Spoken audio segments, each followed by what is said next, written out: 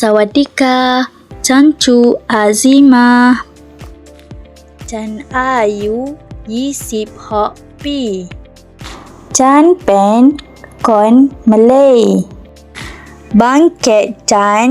อยู่ที่เมืองโซเรนดารัฐซาลังลาวประเทศมาเลเซียฉันกำลังเรียนที่คณะภาษาที่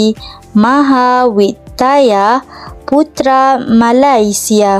ฉันพูดไทยภาษา3ภาษาฉันพูดภาษาไทยภาษามาเลย์ภาษาอังกฤษฉันชอบมาก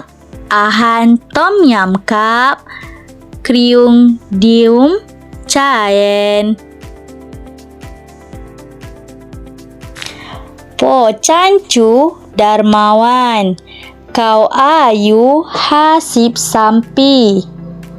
เขาทำงานเป็นคนขับรถที่กัวลาลัมพูร์แม่ฉันชื่ออาลิฟาเขาอายุ53 ปีเขาทำงานเป็นครูที่โรงเรียนฉันพูดภาษามาเลย์กับพ่อแม่ฉัน